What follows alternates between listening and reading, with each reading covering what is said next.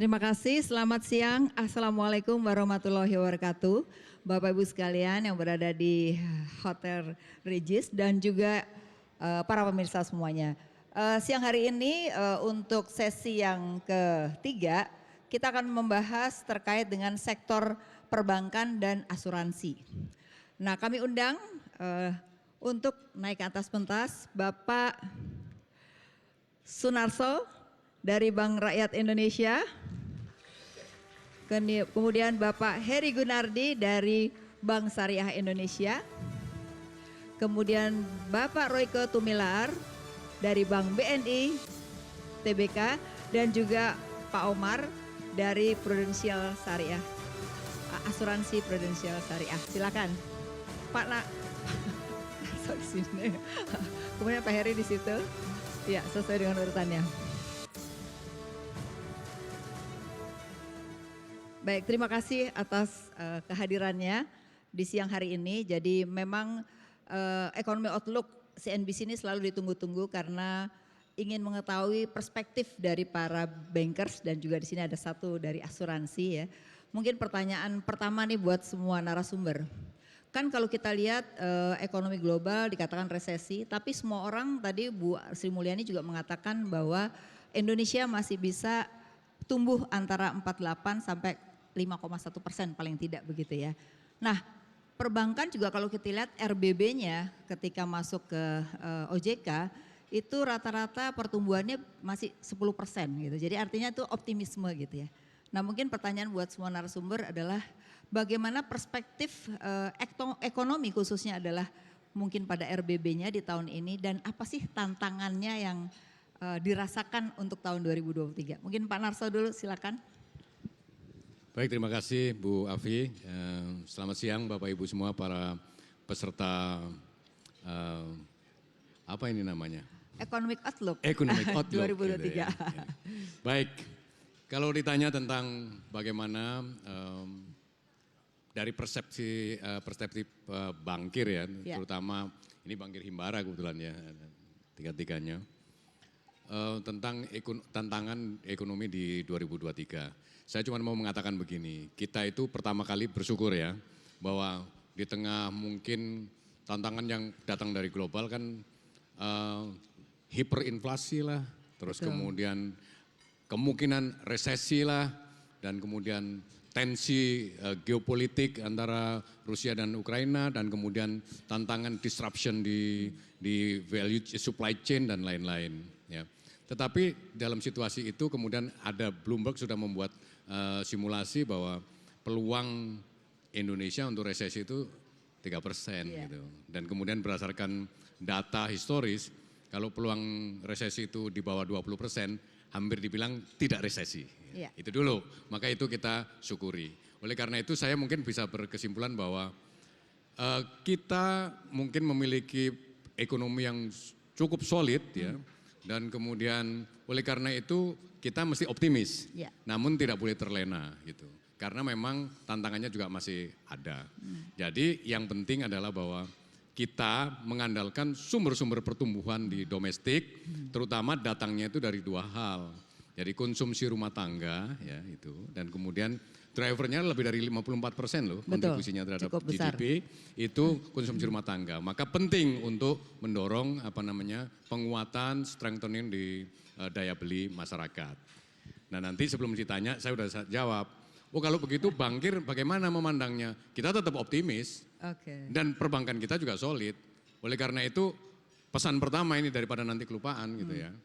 Maka jangan khawatir untuk menaruh uangnya di bank, itu yang pertama. Jadi itu optimis dan jangan lupa. Jangan khawatir untuk tetap naruh uangnya di bank. Tapi kemudian untuk mendorong pertumbuhan juga, jangan takut minta kredit ke bank, itu saja dulu. Thank you Pak. Mungkin Pak Heri Gunadi, nah ini menarik. Jadi tadi Pak Narso bilang optimis ya bahwa semua orang udah bicara optimis dan itu kita bisa lihat dari konsumsi masyarakat. Bahkan Pak Jokowi mengatakan nabungnya sebagian tapi sebagian harus dikonsumsikan gitu ya. Nah dari perspektif Bank Syariah bagaimana kondisi ekonomi sehingga optimisme itu tercermin dalam RBB-nya di Bank Syariah. Gimana Pak Heri? Terima kasih Bu Afi, selamat siang Bapak dan Ibu sekalian. Ya tentunya peserta dan juga pemerhati Economic Outlook CNBC 2023. Menarik memang, saya rasa dari tadi pagi sudah banyak para pakar ya mengulas mengenai outlook makroekonomi baik global maupun domestik Indonesia. Tadi Pak Narso juga sudah mengulas panjang lebar, tapi kami mungkin melihat dua perspektif gitu ya. Perspektif pertama adalah dari sisi global dulu. Kalau kita melihat data Consumer Price Index CPI-nya Amerika di bulan Januari 2023 yang lalu itu memang masih tinggi ya. Penurunannya dibandingkan dengan waktu bulan November ke Desember itu masih sangat tipis. Ini artinya apa? Artinya rezim suku bunga tinggi ini masih akan berlanjut. Karena apa yang terjadi adalah di Amerika memang inflasi masih tetap tinggi. Sebetulnya US government itu memang ingin mengejar angka di 2%. Tapi saya rasa CPI 6,5% dengan 2% itu sangat jauh gapnya. Artinya tahun ini mungkin awal tahun depan itu akan ada rally gitu, angka Fed rate itu tetap akan dijaga. Jadi suku bunga masih akan tetap tinggi. Naik ya walaupun tidak tinggi. Ya, terus apa yang terjadi dengan kita yang domestik? Jadi saya melihat sisi domestik, kita juga tentunya Bank Indonesia dalam ini melakukan responsif kan. Juga melihat kalau tidak ya tentunya capital flight. Ya, terhadap artinya, syariahnya gimana Pak? Terhadap syariahnya sendiri juga kita melihat dengan tingginya suku bunga acuan ini, tentunya akan meningkatkan juga deposit rate ya, atau biaya dana. Kalau di bank syariah tentunya bagi hasil ya, atau bagi hasil ini akan meningkat. Ya. Berarti kemungkinan masih akan dan ada. Dan kemungkinan ya tentunya margin akan sedikit tertekan squeeze karena kosopan akan meningkat. Dengan kosopan meningkat ya otomatis itu ya. Otomatis margin tapi akan untuk sedikit. Keyakinan pertumbuhan kreditnya masih oke Pak di syariah. Tapi kami melihat juga bahwa tahun ini walaupun tidak sebesar tahun lalu ya, tapi secara outlook pertumbuhan pembiayaan dan juga DPK berapa di syariah persen tetap Pak? Masih. Kalau pembiayaan mungkin sekitar 9-10% sama lah dengan masih yakin ya? apa ya, dan DPK mungkin lebih tinggi sedikit ya, sekitar 11-12%. Baik, terima kasih. Pak Royke, kalau kita lihat BNI termasuk yang di dalam ekspor impor tuh kemarin kedapatan ya Pak ya, sampai 50% pertumbuhannya. Nah, gimana melihat di tahun 2023 nih secara ekonomi, apakah ini masih akan tumbuh atau memang sudah mulai melihat sektor lain Pak? Makasih Bu Afi. Jadi kalau saya kembali lagi pertanyaan awalnya dulu Bu ya. Bahwa kami di BNI cukup yakin bahwa cukup optimis bahwa ekonomi tahun ini akan baik, akan bagus, tetap bagus. Walaupun memang kan tensinya masih ada. Tapi kalau dilihat sudah ada koreksi-koreksi di komoditi, minyak juga sudah mulai melandai, komoditi juga semakin menurun. Berarti kan kemungkinan inflasi bisa dikendalikan, ya kan? Pasti BI juga bisa mengendalikan suku bunga, berharapnya itu juga akan membuat kita yakin dan optimis bahwa ekonomi akan membaik. Dan juga jangan salah, begitu komoditi turun, mereka yang dulu nggak perlu kredit sekarang perlu kredit. Dulu kan ekonomi boom, mereka pakai uang sendiri. Betul. Sekarang kan pasti mereka butuh dong untuk jadi ekspansi, butuh kredit untuk ya? capex, segala macam. Nah itu pasti akan berpengaruh lah untuk pertumbuhan. Sekaligus juga apa yang disampaikan Pak Presiden bahwa hilirisasi komoditi itu juga akan menjadi trigger juga buat kita untuk mempersiapkan diri untuk membiayai hilirisasi itu. Ya, itu. Nah yang mungkin juga menjadi penting bahwa kelihatannya Bank Indonesia juga bisa mengendalikan volatility FX, ini juga mempengaruhi. Itu hal positif ya, termasuk positif DHI ya. Nanti per 1 Maret ya Pak ya, ada 200 orang yang akan melakukan DHI ya. Iya DHI. Jadi kalau juga balik lagi ke pertanyaan Bu Afi bahwa ekspor impor pasti dengan ada koreksi harga, volume secara amount pasti akan turun, tapi secara quantity pasti kan orang masih tetap butuh. Ya? Jadi mungkin kuantitinya tetap naik, tapi secara nilai mungkin nilainya yang agak turun ya. Baik. Mungkin. Terima kasih. Pak Omar mau tanya tentang, ini asuransi ini menarik karena di tengah kondisi ekonomi gitu ya yang kondisi justru asuransi kemarin mengalami peningkatan gitu ya ketika justru pandemi turun gitu. Tapi juga banyak isu-isu terkait dengan asuransi. Tapi itu nanti aja dijawabnya. Tapi bagaimana kondisi ekonomi dikaitkan dengan industri syariah itu sendiri, asuransi syariah, terutama adalah asuransi jiwa, Pak. Oke, terima kasih Bu Afi. Kalau dari sisi pendapatan premi ya Bu ya, asuransi secara keseluruhan jiwa maupun non jiwa itu mengalami peningkatan. Betul. Kurang lebih hampir 20%. Tapi yang jiwa justru turun 5%. Nah, COVID ini merupakan satu peristiwa yang amat sangat luar biasa. Khususnya untuk Prudential yang konvensional maupun syariah, kita membayar klaim sebesar 17 triliun rupiah. Jadi kalau BPJS kurang lebih hampir 100 triliun, kita seperlimanya Bu, dari sisi 2 juta nasabah kita. Untuk asuransi syariah khususnya,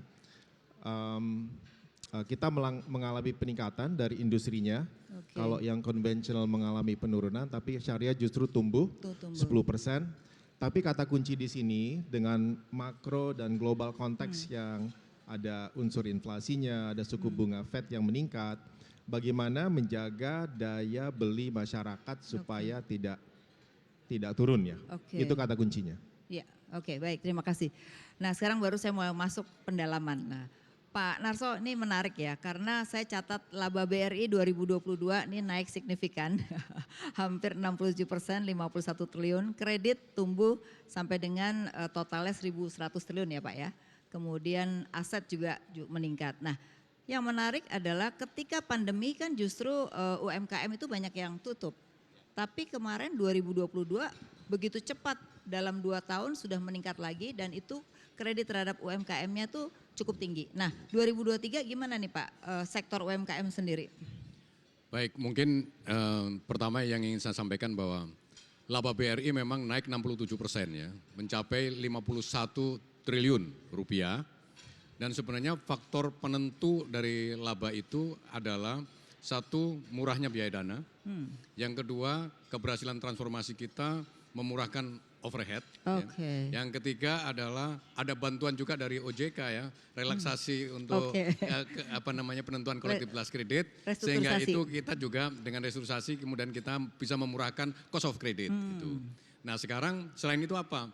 Ya memang dalam situasi pandemi kita masih bisa tumbuh secara agresif dalam artian kenapa? Karena waktu pandemi bisnis sendiri kan terganggu ya. Ekonomi bisnis itu terganggu. Maka kemudian diperlukan turun tangan pemerintah melalui intervensi. Dan intervensi itu dalam bentuk berbagai stimulus. Dan karena stimulus ini pasti yang disasar adalah rakyat kecil, maka kemudian disitulah UMKM punya peluang untuk menggantikan peran yang besar-besar untuk tetap menjalankan roda perekonomian itu kata kuncinya. Makanya kurnya tinggi ya. Betul, dan kemudian kalau dilihat dikaitkan dengan krisis sekarang, itulah UMKM. Ya. Beda dengan korporasi.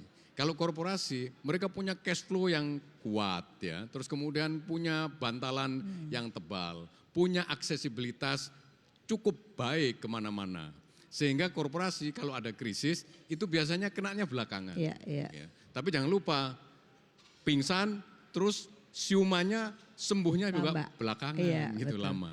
Jadi UMKM lebih cepat ya? Kalau UMKM memang kena duluan ya, kena duluan karena begitu PPKM, begitu ada pembatasan aktivitas ekonomi, aktivitas sosial, maka otomatis dia langsung yang tadinya jualan nggak jualan, udah langsung pasti kena. Tetapi kemudian mereka dorman gitu ya, kemudian mereka istirahat, kemudian makan mungkin dari bantuan segala macam ya, terus kemudian perekonomian omset segala macam mungkin menurun gitu, jadi hanya asal jalan saja, bahkan ada yang tutup betul, maka kewajibannya kita restrukturisasi, kreditnya kita restrukturisasi. Tapi kemudian begitu aktivitas sosial pulih kembali, ya langsung yang tadinya nggak jualan, jualan langsung pulih. Dan yang menarik Pak, data menunjukkan dari 800 triliun tinggal 400 triliun. Artinya bahwa banyak nasabah yang sudah membayar. Itu menarik sih, bahwa orang tuh cepat sekali bisa bayar ya. Itu bagus sekali. Nah Pak, sektor apa yang mendominasi dari UMKM apakah masih perdagangan atau sudah ada sektor lain? Jadi begini, ini yang selalu dipermasalahkan. Kok banyak kan UMKM-nya perdagangan? Ya karena memang kita ngomong sekarang, boleh nggak disebut pertanian? Kalau orang nanam sayur ya, terus pagi-pagi sayurnya itu nanamnya itu dikasih kredit. Terus kemudian udah umur 1 bulan, 1,5 bulan dipanen. Terus kemudian dibeli oleh tengkulak. Terus tengkulak juga menggunakan fasilitas kredit. Terus tengkulak jualan ke pasar grosir. Di pasar grosir masih dijual lagi. Itu sektor pertanian atau perdagangan?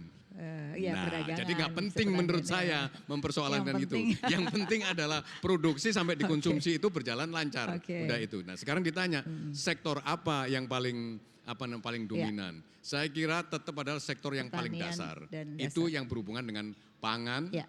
kesehatan. Ya. Jadi pangan dan kesehatan. Sudah barang tentu pangan ini nggak bisa jalan sendiri, Oke. harus diangkut. Maka kemudian terkait sama yang terkait dengan distribusi. Oke. Saya kira distribusi itulah yang Distribusi. kemudian kita manai sebagai Oke. perdagangan. Iya, betul. Gitu. Jadi Nah, itu yang dominan ya. Oke. Kemudian Pak yang menarik gini kan suku bunga masih akan naik nih beberapa basis poin kemungkinan ya Pak ya. Nah kalau kita lihat di dalam KUR sendiri itu kan kebanyakan UMKM tuh nggak tumbuh tiap tahun gitu, UMKM baru. Nah apakah ini menambah jumlah modal kerja atau seperti apa? Karena banyak pertanyaan jangan-jangan suruh di top up terus lama-lama bisa kredit macet nih. Gitu. Oh nggak bisa, Ah, gimana karena tuh? ketentuan KUR baru sudah dirancang bahwa orang bisa dapat KUR kalau dipastikan belum pernah menerima pinjaman komersial. Oke. Karena kalau orang yang sudah pernah menerima pinjaman komersial, maka sebenarnya tidak memenuhi syarat KUR. Karena syaratnya KUR itu adalah visible, Oke. layak usahanya, ya, tetapi belum bankable. Oke. Karena apa? Administrasi, agunan segala macam tidak punya. Sedangkan yang sudah pernah menikmati pinjaman komersial, sudah pasti dia selain visible, dia bankable. Maka Oke. nggak boleh. Jadi kalau ditanya bahwa oh itu pasti nanti kanibal, itu Iya. saja yang di top up, yang dikasih. Enggak, Oke. karena apa ketentuannya sudah Tidak jelas bahwa boleh. yang sudah pernah mendapatkan pinjaman komersial tidak bisa mendapat. Berarti banyak pengusaha baru dong Pak kalau gitu tiap tahun. Justru itu yang kita Ah, harapkan dan oke. sekarang kita mau menyasar masih ada 45 juta Oke. pengusaha terutama di ultramikro yang butuh sentuhan lembaga pembiayaan secara formal. Oke. Karena dari 45 juta itu, maaf ya saya mau Iya. cerita sedikit, yang disentuh oleh bank itu bank, BPR, fintech, Iya. pegadaian itu baru 15 juta Bu. Oke. Jadi masih ada Jadi 30 masih banyak juta. ya? Dan yang Oke. kemudian selebihnya kemana? Ada yang ke loan shark ya, Iya. kepada rentenir, itu masih 5 juta Bu. Dan yang 5 juta itu sanggup membayar bunga sampai 400 Oke. sampai 500%. Jadi orang nggak usah khawatir, nggak ada pengusaha baru lagi yang kecil ya Pak ya? Pasti banyak terus ya? tumbuh. Oke. Makanya kemudian kita segmentasi ada anak perusahaan BRI yaitu Oke. PNM yang memang tugasnya hanya grooming prospektif micro client. Ya, Grooming, makanya ada grooming, 2 grooming. PNM dan Iya. Menjadi Pegadaian. nanti komersial, begitu sudah komersial baru bisa masuk ke Pegadaian ataupun Oke. ke BRI. Begitu. Oke baik, nanti pertanyaan berikutnya saya susul. Sekarang saya tanya Pak Heri Gunadi. Pak Heri kalau kita lihat kondisi ekonomi syariah ini kan sekarang sudah mendunia ya. Bahkan kalau saya lihat di negara-negara maju juga sudah mulai ke arah konsep ekonomi syariah gitu. Jadi sebenarnya prospeknya sebenarnya makin ke depan tuh makin besar kan gitu. Nah gimana melihat dengan adanya kondisi isu-isu geopolitik ya terkait dengan dikaitkan dengan bank syariah secara global gitu. Seperti apa Pak? Oke, terima kasih Bu Afi ya. Jadi kalau kita lihat memang angka secara statistik Indonesia saja ya, kalau kami melihat pertumbuhan tahun lalu itu terutama perbankannya ya, dari sisi aset itu mengalami pertumbuhan sekitar 16%. Kemudian pembiayaan atau loan-nya itu sekitar 18% dan DPK-nya tumbuh 15%. Begitu juga dengan apa yang terjadi di global, itu juga peningkatannya juga cukup bagus secara positif. Kami melihat sekarang ini industri halal ya, value chain halal itu sangat menarik ya. Betul. Bahkan pada saat pandemi itu karena proses halal ini kan memang udah ditata sedemikian rupa ya, mulai dari depan end to end ya, itu dianggap hygiene. Jadi makanan misalnya Value kalau chain-nya masuk ya ke sekarang. supermarket itu ada logo ataupun label halal. Nah itu konsumennya bilang ini pasti hygiene kan, karena sudah dikelola dengan baik. Ya. Oke. Nah demand ini tentunya kalau kami melihat bahwa sayangnya kita sekarang ini bukan jadi pemain utama ya kalau Indonesia. Secara keseluruhan ya industri halal ini kita masih jadi pasar bukan jadi Oke. produsen gitu. Padahal contoh misalnya ekspor misalnya daging gitu misalnya. Daging itu justru negara yang bukan non Islam yang Betul. mengeluarkan Termasuk Timur Tengah ya, dari ya, Thailand justru Pak betul. terbanyak. Ya, ayam ataupun burung unggas misalnya itu eksportirnya Brazil. Betul, betul. Padahal di sini Indonesia juga banyak burung dan unggas gitu kan misalnya. Ya. Nah, jadi ini memang tantangan buat kita. Tidak hanya membereskan ya, dari sisi ekosistem tadi, tapi juga pembiayaannya juga ya. Tapi beruntung sekarang sudah ada bank yang kuat gitu untuk membantu. Kami melihat traction-nya cukup baik ya, sudah banyak customer-customer yang besar itu mereka juga udah mulai melakukan ekspor ya. Destinasinya mungkin banyak yang Middle East ya, kotanya Dubai, Qatar dan lain sebagainya ya kita ikut dukung. Jadi sebetulnya memang kondisinya cukup baik ya, cukup positif. Jadi kalau ngelihat saya belum sebutin nih labanya 4,26 triliun ya tahun lalu, kemudian DPK-nya 261 triliun dan pembiayaan sekitar 208 triliun ya. Cukup besar ya Pak ya. Kemudian aset sampai dengan 360 triliun. Nah, kalau kita lihat untuk sektornya Pak, lebih sasarannya kalau nggak salah itu kebanyakan ke pertanian dan juga prioritas kepada pariwisata ya yang ramah lingkungan. Nah ini seperti apa? Memang ya kalau lihat historinya tiga bank syariah BUMN, milik Himbara ini kan awalnya itu adalah bank yang tidak terlalu besar gitu. Maksudnya pada saat merger membawa apa ya, bukan peninggalan sebetulnya, ada best practice yang dimiliki itu kekuatannya ada di consumer dan retail ya. Jadi consumer itu mungkin Gria, KPR, kemudian Multiguna dan ada menarik nih kalau di perbankan saya itu ada Gadai emas ya. Jadi ada emas dan cicil emas ada di situ. Ini udah bagus, sudah kuat. Kemudian naik ke atas, dulu salah satu legasinya itu adalah BRI Syariah. Notabene itu kuat UMKM ya. Jadi untuk KUR, kemudian SMI dan KUR baik yang mikro, baik yang KUR atau non KUR itu juga bagus gitu ya. Nah sekarang kita lompat lagi untuk memperkuat sektor wholesale banking. Nah wholesale ini memang karena syariah fokusnya memang mencari pengusaha-pengusaha ataupun industri-industri yang memang orientasinya adalah tadi yang value chain halal itu. Nah kalau kita sektornya mana saja ya tentunya perdagangan masih tetap kayak Pak Naso bilang tadi ujung-ujung antara produsen sampai ke hilir value chain ke ujungnya tetap aja judulnya adalah dagang gitu judulnya. Mungkin gitu Bu Afi. Nah kemudian yang tadi kan bicara tentang pertumbuhan untuk kaitan dengan value chain ya. Nah value chain itu sekarang juga masih dikembangkan ya? Iya. Nah ada tren baru juga ya di industri halal ini sekarang pemerintah itu memang menghendaki ada yang namanya KIH, kawasan industri halal. Industri halal ya. Nah saya lihat bahwa itu sudah ada di daerah Jawa Timur ya, kawasan industri di Sidoarjo, Jawa Timur. Kemudian ada juga di Tangerang di sini di Balaraja sekitar situ. Kemudian akan ada di Batam, Tanjung Pinang dan juga ada katanya di Kalimantan. Ya. Nah ini memang terkonsentrasi di situ. Banyakan itu adalah UMKM dan tidak terlalu besar ya sampai ke komersial ya. Nah ini kita coba menyisir untuk membantu pembiayaannya di sisi sini. Ya. Baik Pak Heri, nanti kita akan tanya lagi. Sekarang saya beralih ke Pak Royke.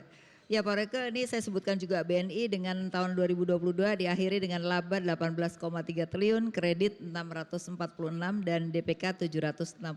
Jadi labanya juga naik 68%, dekat-dekat sama BRI Pak.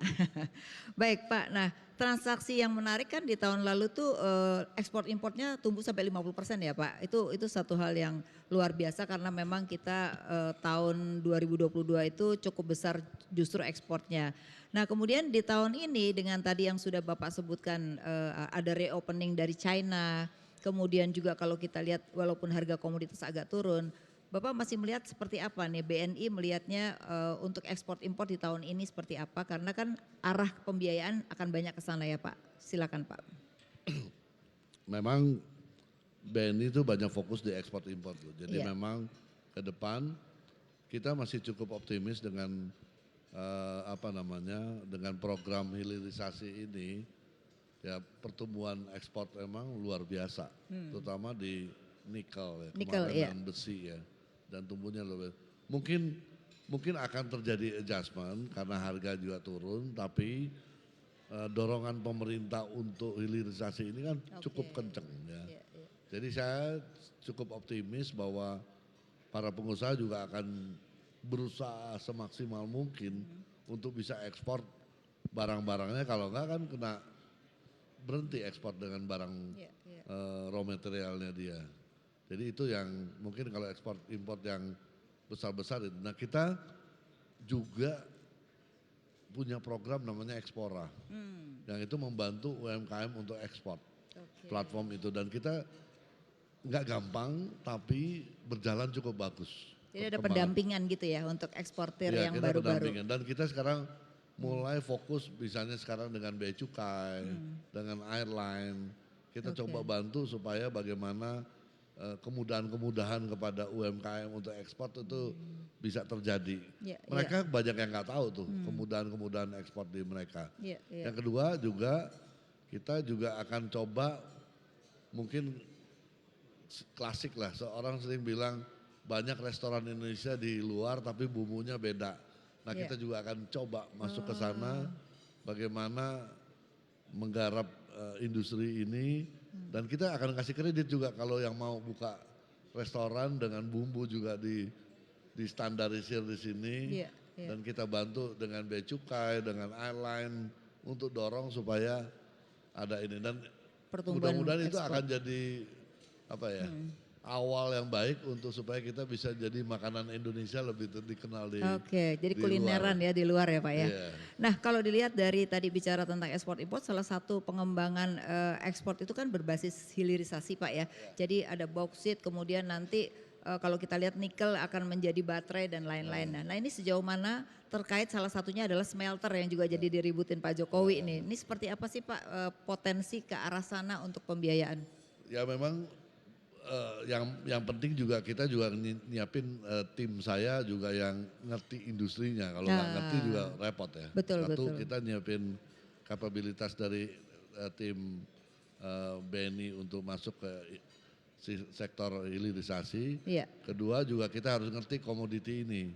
Kadang-kadang memang banyak komoditi mungkin ada beberapa yang nilai tambahnya nggak terlalu besar kalau Oke, dibikin hilirisasi. Betul, betul. Nah tapi kan sudah jadi komitmen pemerintah bahwa ini udah akan mau nggak mau, habis ini bauksit, habis ini tembaga, habis ini timah, habis ini emas, Iya. udah jelas gitu Betul. programnya. Jadi terasa bahwa memang pengusaha sekarang terus, dan kita ngikutin aja bagaimana mereka apakah akan kerjasama dengan vendor di luar Ya. untuk bawa teknologinya. Ini kan yang penting teknologi. Betul. Jadi artinya kredit tetap akan diberikan secara selektif ya. Jadi bukan berarti kalau smelter itu tidak mau memberikan, tapi mungkin diberikan tapi secara selektif. Kita Mungkin itu ya maksudnya ya. selektif, karena kalau teknologinya nggak proven gitu Betul, gimana? betul. Nanti kita udah, dan kedua ini kan kredit umumnya jangka panjang. Betul. Itu jadi Ya kan, problem. ini juga jadi harus kita sikapi, dan mungkin juga kita harus ada sindikasi, mungkin dari dalam dan Betul luar sekali. negeri. Nah kalau kita lihat kan karena kita berorientasi pada ekspor BNI Pak, itu kan bicara tentang green banking ya. Jadi bahkan di POJK juga ada kan wajib berapa persen untuk ke arah pembiayaan yang green gitu ya. Nah sejauh mana sih sekarang BNI sudah membiayai yang kepada green banking, jadi pembiayaan pada usaha-usaha yang ramah lingkungan, sejauh mana Pak?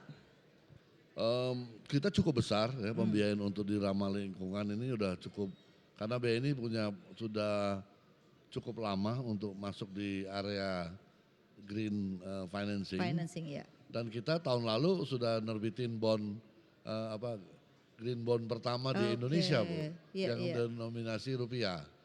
Walaupun costnya juga tetap mahal, Iya. tapi ya kita tetap terbit. Dicoba ya untuk Kita coba untuk ini, dan portfolio kita tumbuhnya lumayan signifikan di green. Kita berharap itu di atas 20%. Oke. Ya karena sekarang ini semua pengusaha juga sudah sadar bahwa mereka harus upgrade teknologinya untuk lebih green, lebih polusinya lebih rendah lah. Oke. Jadi sudah istilahnya. mulai ke sana ya arahnya. Kita udah ke sana. Oke, baik. Terima kasih. Mungkin Pak Omar nih, kalau kita lihat asuransi Prudential Syariah ini kan baru di spin off ya, kira-kira kalau nggak salah bulan April 2022 ya. Artinya bahwa kalau melihat spin off ini berarti melihat bahwa potensi di asuransi jiwa ini akan lebih besar gitu. dengan penduduk kita juga potensi 70% usia produktif ya, dan kemudian masih sedikit orang yang main di asuransi. Nah, gimana mengembangkan produk agar memang asuransi ini akan menjadi pengembangan yang luar biasa? Seperti apa Pak Omar? Oke. Kalau di teori perkembangan asuransi ya ada dua variabel Bu Afi. Yang pertama itu adalah GDP per kapita. Iya. Jadi Indonesia ini tahun 2023 mendekati 5.000 US dollar per kapita. Per kapita. Atau 75 juta rupiah per tahun. Atau 205 ribu rupiah per hari. Ya. Dikalikan 30 hari kurang lebih 6 juta ya. Kalau 6 juta rupiah pendapatannya udah di atas UMR DKI Jakarta kan. Oke, itu satu variabel yang kita harus lihat. Yang variabel yang lain itu adalah inovasi dari produk. Kenapa? Karena literasi tentang produk asuransi, tentang kebutuhan asuransi amat sangat rendah, masih single digit. Ya, jadi kita harus kembangkan satu produk yang memang dibutuhkan oleh masyarakat dan juga terjangkau. Kalau kita gabungkan antara daya beli yaitu GDP per kapita dan juga produk-produk yang inovatif ditopang dengan digitalisasi, saya yakin itu akan tumbuhnya double digit ya Bu ya. Kalau di dunia asuransi seluruh dunia itu ada kata kunci, apabila GDP per kapita menembus 75 juta rupiah per tahun, itu pertumbuhan asuransi bisa 10-11%. Nah kita tunggu yaitu tahun ini, nanti pada saat GDP per kapita dari 5.000 US dollar ke 6.000 US dollar, ke 7.000, 8.000 sampai tahun 2030, apakah kebutuhan asuransi pindah dari kebutuhan lapis 3 menjadi lapis 2 dan tentunya menjadi kebutuhan primer. Kebutuhan primer, oke. Tapi kalau melihat dari setiap krisis itu cenderungan kan PDB per kapitanya selalu turun nih Pak. Jadi udah naik biasanya turun lagi dan krisis kita kan makin lama makin pendek sebenarnya. Tapi kalau melihat kelas atas kita kan sekarang sudah 57 juta orang gitu. Jadi sebenarnya potensi dari situ saja sudah cukup besar ya. Gimana pendapatnya? Nah, kalau kita lihat persegmentasi kan ada segmen menengah ke bawah dan menengah ke atas ya. Kalau segmen atas ini kebutuhan asuransinya sudah mulai terpenuhi ya. Kalau kita lihat dari sisi survei itu. Tapi khusus kita di asuransi syariah yang kita bidik ini adalah segmen menengah ke bawahnya. Oleh karena itu dari product innovation dan juga digital channel dan juga distribution amat sangat terjangkau. Itu adalah kata kunci untuk kita bisa sebarkan. Ini kasih contoh aja ya, saya jualan sedikit ya tentang Prudential Syariah. Kopi Kenanga itu harganya satu cangkir Rp18.000. Kita di Prudential Syariah memiliki satu produk, satu bulan kontribusinya itu hanya Rp8.000. Lebih murah daripada satu cangkir kopi Kenanga. Dan untuk mendapatkannya cukup download kalau ada yang punya OVO di OVO atau di Pulse. Jadi cukup artinya download dan langsung mendapatkan perlindungan. Jadi itu susah payah. Berarti di package dengan hal-hal lain ya produk ya supaya orang tuh nggak sadar tapi dia punya asuransi gitulah kira-kira ya. Dan ini adalah salah satu cara untuk kita memperkenalkan produk yang amat sangat terjangkau, nggak terasa, lebih murah daripada satu cangkir kopi sehingga kita bisa punya pengalaman ya. Jadi ini pengembangan produknya gitu ya, pengembangan produknya. Betul sekali. Nanti saya tanya tentang digitalisasi. Nah mungkin Pak Sunarso dulu nih. Kan sekarang perkembangan digitalisasi itu luar biasa ya. Bahkan kalau kita melihat pertumbuhannya jauh lebih tinggi malah dibandingkan konvensional jumlahnya ya. Tapi kalau untuk total volumenya mungkin masih kecil. Nah seperti apa sih Bapak melihat digitalisasi ini terkait dengan terutama adalah nanti UMKM ini kan. Apakah mereka ini sekarang sudah luar biasa atau masih membutuhkan juga pendampingan gitu sehingga apa yang dilakukan oleh BRI untuk menghadapi digitalisasi yang makin lama nih makin cepat. Baik, terima kasih. Mungkin perlu saya sampaikan bahwa tidak mudah sebenarnya doing business di microfinance ini. Karena apa? Yang dilayani itu kecil-kecil dan banyak. Maka tantangannya itu hanya dua sebenarnya yang tidak mudah itu. Satu, operasional cost-nya itu tinggi. Yang kedua, operasionalisnya tinggi. Jadi operasional cost-nya tinggi, operasional risk-nya tinggi. Nah dua hal ini sebenarnya ada obatnya. Obatnya itu digitalisasi. Karena dengan kita digitalkan maka kemudian bisa lebih cepat, lebih efisien, maka kemudian efisiensinya naik ya. Dan kemudian mengurangi human error, maka kemudian operational risk-nya juga turun. Oke. Maka saya kasih pointer di sini. Pentingnya digitalisasi ketika kita masuk ke area microfinance. Oke. Pertanyaannya sekarang, apakah masyarakat kita sudah Sudah sedemikian siap, digital savvy? Jawabannya belum. Belum semua. Karena apa? Belum semuanya gitu. Karena apa? Kita punya riset tentang karakteristik pelaku usaha mikro terutama ultramikro. Mereka itu sudah sangat familiar dengan gadget. Oke. Tetapi pengetahuan mereka tentang financial product terutama digital Literasinya sangat ya. terbatas. Ya. Terus kemudian mereka lebih memilih financial institution yang mereka sebut bahwa ini adalah locally embedded. Gitu. Oke. Kenapa? Karena mereka itu ada masalah-masalah lain yang kita mungkin nggak semuanya tahu. Bahwa mereka sangat sadar bahwa mereka memiliki cash flow yang sangat vulnerable. Jadi tidak stabil. Sehingga dia butuh lembaga keuangan yang locally embedded supaya mereka paham. Tentang bahwa cash flow saya ini sebenarnya nggak stabil Bapak, maka perlu ada produk-produk yang tahu gitu. Nah sekarang misalnya contoh petani, mampunya yarnen, bayar panen, bisa nggak kita digitalkan? Sebelum sistem yarnen ini bisa didigitalkan, ya mereka nggak akan mengkonsumsi barang-barang produk-produk digital.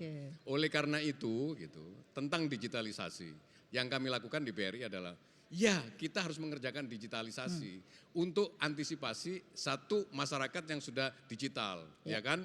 Ya mungkin anak-anak muda di urban itu sudah butuh itu. Tapi kalau semua kita fully digitalkan produk kita, terus siapa yang nangani emak-emak di pelosok tanah air sana? Masih itu, hybrid ya, harus hybrid. Jadi itulah makanya kita come up dengan konsep hybrid bank. Dan hybrid bank itu ternyata sederhana. Kita bikin agent yang kita sebut agen briling. Dan sekarang kita sudah punya 600.000 lebih agen briling. Dan saya mau kasih tanda di sini bahwa begitu pentingnya kita menghadirkan lembaga keuangan yang sebenarnya mungkin setengah digital, jadi operasionalnya kita digitalkan, tetapi kemudian approach-nya itu tetap human touching. Dan itu nanti datanya saya tunjukkan bahwa ternyata manusia Indonesia sudah disediakan unit, ya. Terus kemudian ada agen briling, warung kelontong, jadi agen briling. Jaraknya nggak jauh, cuma 50 meter dari unit, jadi mendekati dari cabang. Dia masyarakat. memilih datang ke agen. Itulah makanya kemarin kita punya 600.000 agen briling lebih dan volume transaksinya menakjubkan. Besar sekali ya Pak ya? Bisa 1.100 triliun setahun biasa. yang lewat agen. Jadi siapa bilang bahwa masyarakat kita butuh sudah sangat digital? Belum. Karena apa? Yang transaksi lewat agen itu volumenya setahun 1.100 triliun. Ya, 1.100 triliun. Itu kira-kira. Baik, kita akan break dulu ya. Nanti kita akan sambung lagi siap-siap dengan bagaimana digitalisasi di semua bank. Ya pemirsa, kita akan break dulu. Jangan kemana-mana. Kita akan kembali lagi setelah break berikut ini.